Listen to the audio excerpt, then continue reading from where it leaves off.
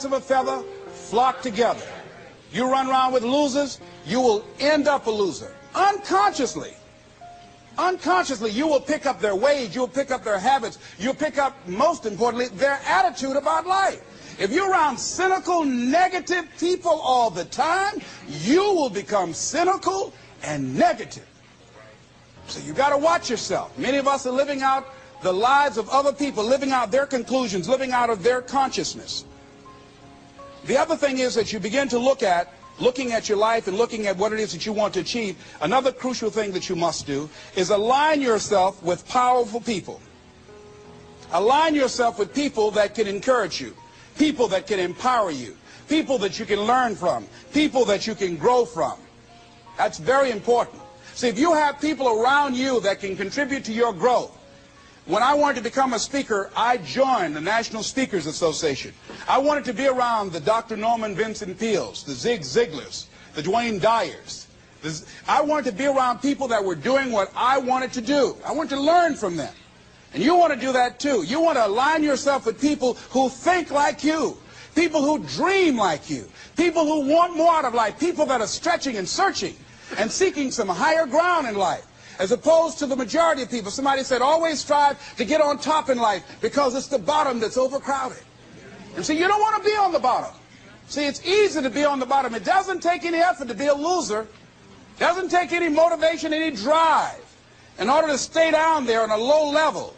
But it calls on everything in you, ladies and gentlemen. You have to harness your will to say, I'm going to challenge myself. Sometimes I have to pull myself out of bed and say, come on, Les. Things I know I should do, I don't do.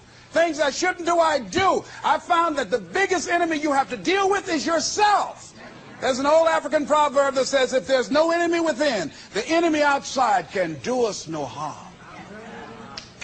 So think about that.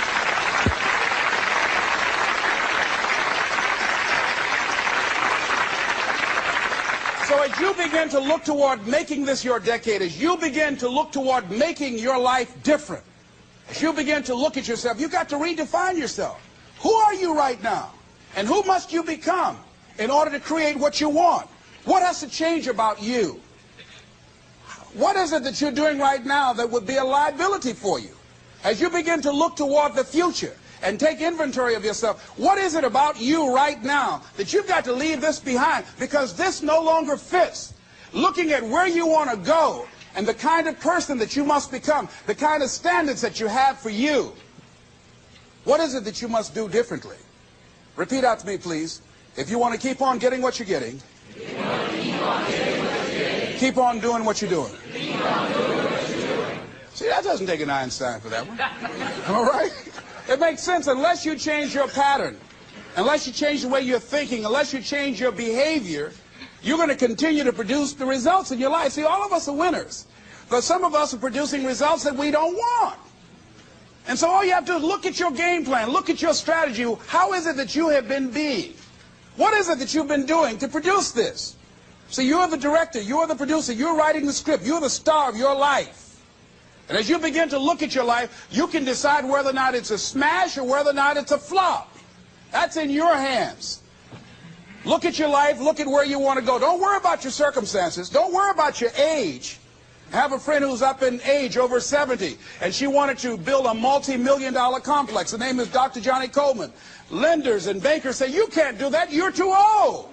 She ignored them. That building now stands, ladies and gentlemen, a multi-million-dollar structure.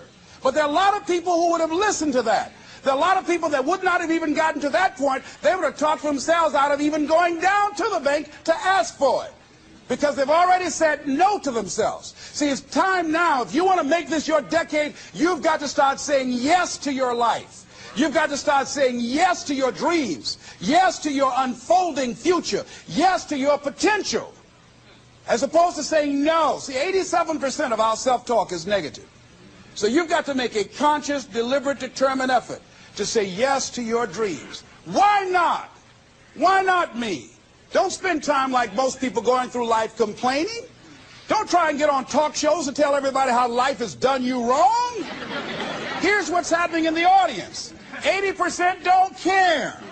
And 50% glad it's you.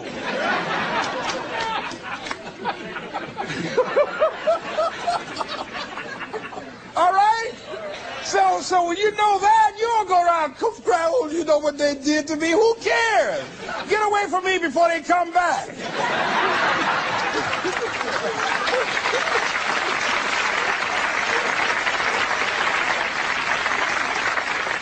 I had a friend of mine that said something that's very important. He said, hey, it doesn't matter what happens to you. The only thing matters, what are you going to do about it?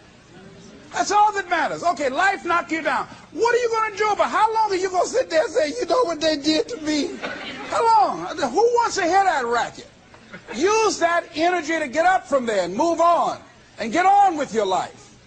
You got to learn to let the past go so you can grow. Many people never act on their dreams because they allow their past experiences to determine what their possibilities are.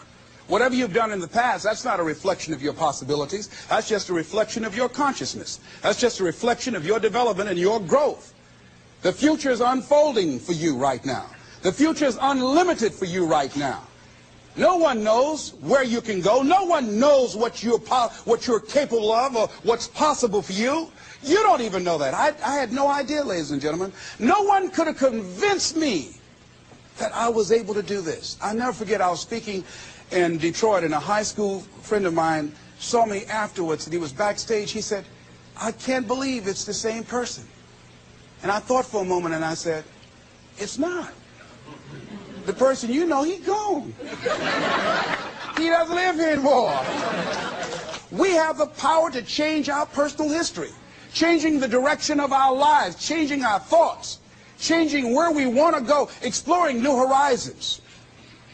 So as you begin to look at this decade and affirming that this is your decade, as you set goals that will make you stretch, that will bring out the best in you, as you begin to remove the negative, toxic people from your life, as you decide to take some chances in life, and that's one of the things that's very important. Viscard said, if you're not willing to risk, you cannot grow.